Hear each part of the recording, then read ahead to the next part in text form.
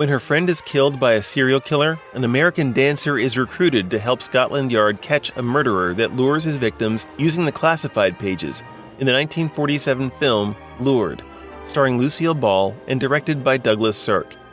That's the movie we'll be digging into this week on Movie Bones.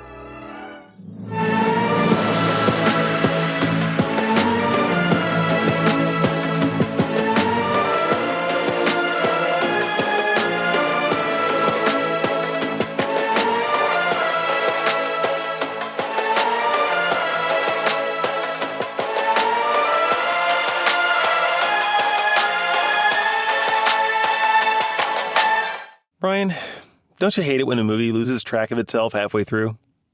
Absolutely. Do you know what I'm talking about? I know exactly what you're talking about. Yeah, that's right, folks. It's the film we're talking about today. It's the 1947 film Lured, starring George Sanders as Robert Fleming, Lucille Ball as Sandra Carpenter, Charles Coburn as Inspector Temple, and Boris Karloff, if you're willing to count the one scene he's in, as Charles Van Druten. And the story itself follows Sandra Carpenter, played by Lucille Ball, an American dancer recruited by Chief Inspector Temple of Scotland Yard to help them catch a serial killer who uses the classified pages of the newspaper to lure his victims, and he taunts police with cryptic poems. Along the way, she falls for a big-time dance club designer named Robert Fleming, played by George Sanders, who may or may not be involved with the crimes being investigated. And that's the setup, Ryan, and I wish the movie had done better because it made me think it was going to be like a better film than it turned out to be, at least for a good long ways into it. Yeah, I forgave a good amount of things. There's some cheesy things in the opening. These movies like to let you know this is a thriller by showing you the first victim, and it does this in a way where you see the victim approach this shadowed figure off behind the corner of a building, so you can't see him, but then right in front of the camera, between the camera and the victim, you see a guy wearing a sandwich board saying "Murder in Soho." It's like, can you announce this any harder? Yeah. Gee, I wonder if she's the first victim. You know? The end, it's like usually see people with sandwich boards that say the end is nigh. It's like, well, it was for somebody that day, I guess, but also for the audience watching, it's just like, come on. Yeah. Oh, man. Like, when you see the cast list, you want to automatically say, okay, this movie is going to be good. And then there's so many problems with this movie that I don't even know where to begin. Well, let's try and see if we can find the nugget or two did you find anything good in it at all, Ryan? Because I did find some nuggets in there at least for a while. Oh, absolutely. The best part of this movie is Lucille Ball. Yes, agreed. Like, hands down. Okay, so here's a little bit of information for those of you that don't know. I came across this because it was released not too long ago. I'm a big fan of the YouTube channel Biographics. I highly recommend it. You too, huh? I love that. Yeah. Yeah. And they have a piece that was released about a week or so, maybe less than that, but of Lucille Ball. And part of that, when I was watching that episode, what I learned, they didn't talk about this movie in particular, but they were talking about kind of how her career was going, and which leads her to, the small screen, which leads her to television and everything. Which is where everyone is. Yeah. Yeah, which everyone knows her. So her career was a little bit on a downward trend by this point in her life. And the reason why I say that is because she was released by RKO Productions or Pictures. She really just couldn't get her foot fully into the door with the movies. And so it doesn't surprise me a whole bunch that she's in a movie like this because she's trying to find her footing and everything. But she's good in it. Yeah. And that's one of the things I liked about this movie was how good she was in this movie. You just want it to be better. Yeah, I know what you mean, because she's playing not just, she's doing a really good job playing the role, but on top of that, the character she's playing happens to be especially kind of an especially strong character. And the way I was looking at it in the world that she's put in London there is she's surrounded by all these situations in which, men are exploiting women. it's part of even in the job she's in. You could say that she starts off as a dance hall, I guess, what do you want to call it, employee? But it's someplace where, you did some research on this, Ryan. So well, it's not. So I was reading a book recently, or listening to it, and it was part of the book was set in this time period. Well, it was set in World War II and everything, but part of the movie, like I said, it was set in this time period that in America, at least, with the soldiers that were here and everything, they would have like weekly dances, and they would pay the girls to dance with the soldiers. I see. Now, there were strict rules, and like strict rules about that were things like, you couldn't try to date them. And so that's kind of like when I saw that in this movie, like it took me back to that book, and I'm guessing it's something along the same lines. And now, like we have talked about already, prior to starting this episode, one of the things that we had spoken of was the guys in the movie. They don't necessarily look like they're soldiers. No, they don't. One of them was Oswald Pickering, who gives the same spiel to both ladies, both women he ends up dancing with. It's like he feeds them the same line about how wonderful they are, which is a really great way of introducing yourself, by the way, which is to say it's not. So I would guess, my guess is it's something similar to that. Yeah. Like maybe that was more of a, in that time period, that was more of a thing, because they were not, clearly, like they would go dance and they would come back to their seats and they would wait probably, I'm guessing it seemed like they were waiting for the next person, right, and everything. And they would take turns. Like it would, you don't have to dance every single time. You just come back to your seat and things like that. So that's what I'm guessing it was. Now, probably a little bit more like in a situation like that, not being soldiers, likely anyways, it's probably a little bit more, think of it this way. It's like, I was thinking of this a little more skeezy. Yes. Because it's just going to attract the most lonely and desperate people you're around.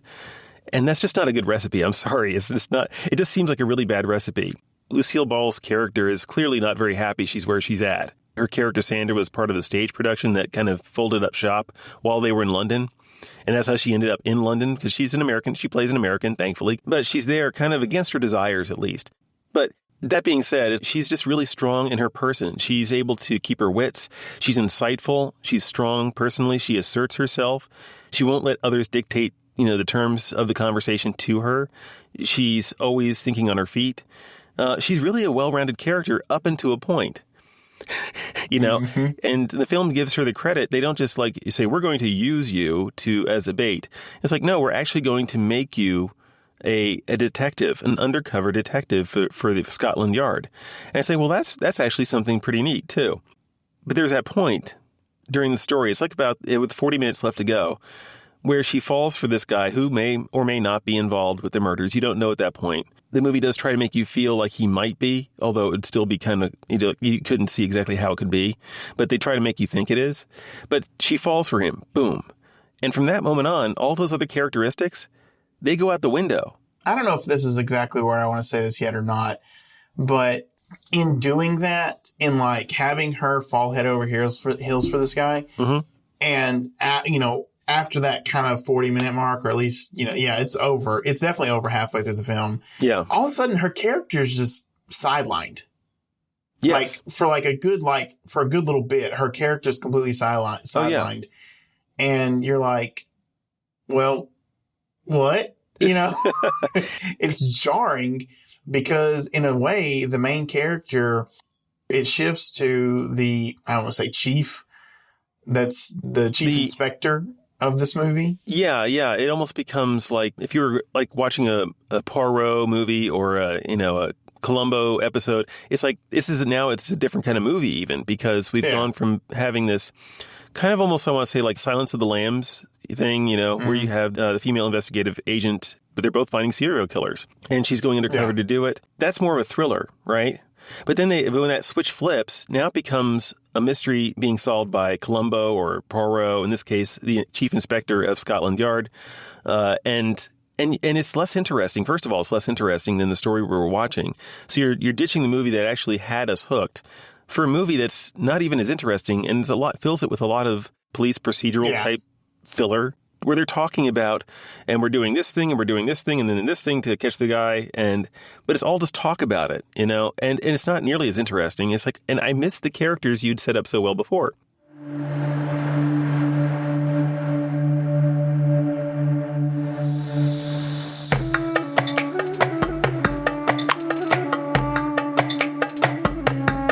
It's just, that's my issue with this movie, is that it does not know what it wants to be. Yeah. Like, at all. You know, and I know you can blend these genres. It's possible. Yeah. Oh, yeah. Well, you know, at multiple points you could look at this movie that it's supposed to be a comedy. Like, you know, the scene with Boris Karloff. Yes. Was a comedy scene. It was. Lucille Ball was a comedian in this movie. Her chemistry with the guy that's kind of like trailing her to make sure she's safe. Yeah, shadowing her. Their chemistry is a comedic chemistry. Oh, yeah. And so it's like there's a lot of comedy in this movie. And then, like you said, you've got the thriller aspect. Okay, there's this darkness hanging over this whole entire film. And you also learn that a lot of really bad people use the help wanted ads, or whatever you want to call it, to do some really bad things. But you know, they also dangle this potential romance over your head with these two characters that don't interact as much at the beginning of the film as they do at the end of the film. But you kind of wish they were interacting a little bit more. Yeah. Closer to the beginning of the film, other than like at first, you know, they have scenes together.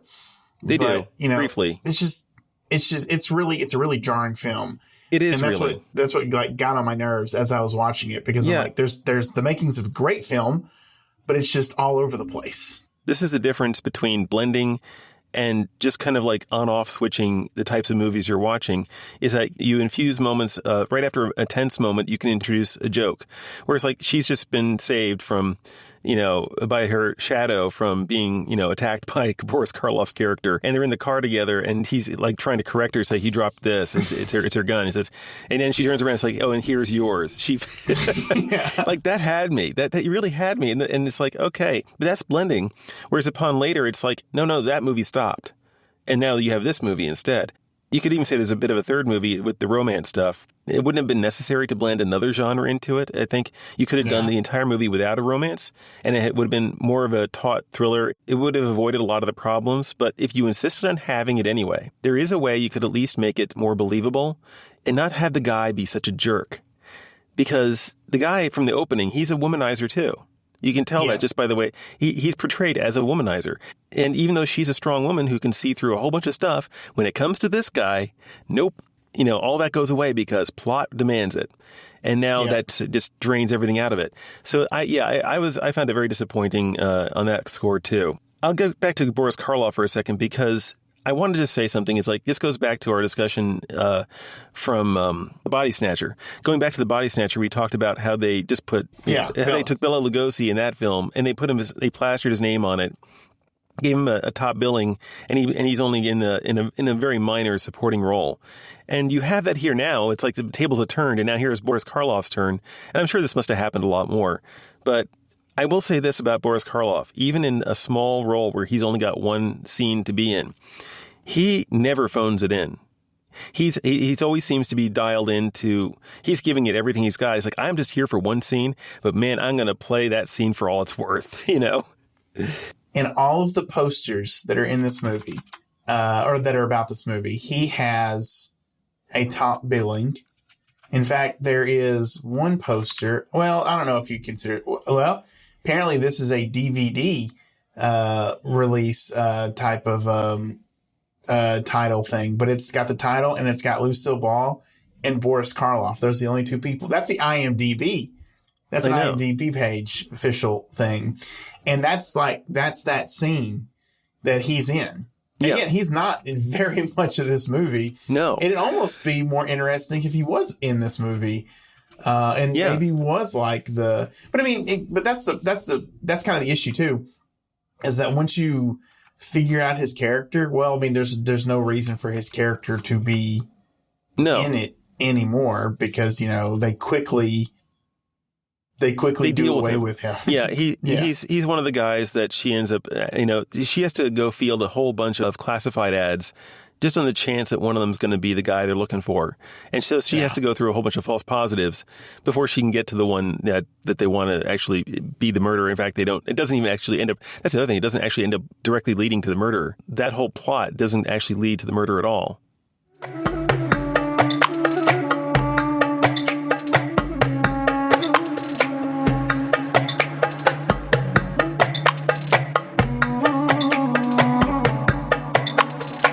Yeah, the movie is a fair bit of a mess. Trying to pin down any one thing only leads you to another problem because of the way it's constructed or lack of construction. I'm going into heavy spoilers territory for any of you that are like, I'm going to watch this movie and you just don't want to be spoiled by it. Then you feel free to just stop listening right here or wait and come back afterwards. But if you are a fan of mystery movies, in murder mysteries, just any kind of mystery movies, or just any kind of mystery at all. I'm a fan of mystery. When I have a mystery in front of me, this might not be fun for some people, but this is always fun for me. What I try to do is I try to figure it out as I'm going along. And I'll have like my own list of suspects. This movie will 100%, it does not, like, because it always gives you clues right out the gate. Like, this could be this person. It could be this person. No, this movie doesn't do that. No. In fact, in my personal opinion, when they were writing this movie, I feel like they got to a point where they were like, oh, who should be the bad guy? And they chose random person A. Yeah. And random person A is connected to the romance and everything. Because, like, again, it shifts. It very much shifts, into that romance. And it's like, oh, then we've got to put someone in the way of this budding romance and everything. And so they choose basically the butler. It was the butler that did it. It was the butler that did it. Yeah. And it's just one of the most, it's like the avenues you could have taken in this story just to kind of, and once and that's the problem too, is once they put you on the trail, in my opinion, I figured it out. I was like, oh, it's this guy. But they put you on the trail. They dangle in front of you. Yeah, they put you on the trail so late. It's like they're trying to catch up with their own movie. It's like, oh yeah, this is supposed to be a mystery and a thriller, a mystery and thriller. And oh yeah, we have to get back to that. But by then you've lost the whole, part where she's involved in the investigation, which was one of the most interesting parts. And it's almost like they did make her a bit of a victim, even though kind of like instead of doing the daring thing, which is what I was surprised they did some daring things. With her character for that time period. But then they kind of drop all that and revert back to type at the end. It is disappointing. And, well, another issue that I have, too, is, like, once you basically figure out who it is, and it's before everybody else figures it out, I mean, then you get to watch the characters, especially her love interest, be dumb for just, like, a good chunk of the movie. Yeah. Or a good chunk of the end of the movie. Because, like, he gets upset that Scotland Yard accuses him. You're sitting there going, all of this evidence is in your house. And he's like, well, I don't know why the evidence could be in my house. And it's like, dude, think about that. Maybe it's someone in your house. Yeah, exactly. Because the one thing any good detective, even if you've just seen a few good mysteries, is like, the one thing the investigators always ask is who else has access to your stuff. And no one asks that question at all. It's like, you're just like, no, you're just like, dun, dun, dun. Or just, come on. It's like, you can see it written all over the wall. But yes, he was kind of a nobody. They just drop him in there. It could have been so much more. No, it's too hard to say for me whether it would have been Fortune and Glory level for me or if it would have been just under that. But I can say this is that for me, a final rating is going to go down to a rating of Bad Dates. It's a one watch, and only if you're interested in Lucille Ball's performance, and you could tune out and get all the enjoyment you're going to get out of it in that first half to 2/3 of the film, where they've got her as the focus, doing her thing. But it's a Bad Dates movie for me. Yeah, I agree. I look at these type of movies that I would put in this category as well. If there's nothing else you've got going on a Saturday afternoon, there you go. Yeah. But it's one and done. I'll never sit down and go, you know what movie I want to watch again? Not this one. Yep, definitely. Well, that's too bad. But in any case, that's Lured. But next week, what are we doing next week, Ryan? Want to tell the folks? All animals are equal, but some animals are more equal than others. And if you know what we're talking about, that's great. If you don't, I guess I'll tell you that. The animated movie Animal Farm, which is, well, there's a lot to say about that as well. I'm sure there is. In any case, folks, that's our show for the week. See you next week. Until then, have a good one.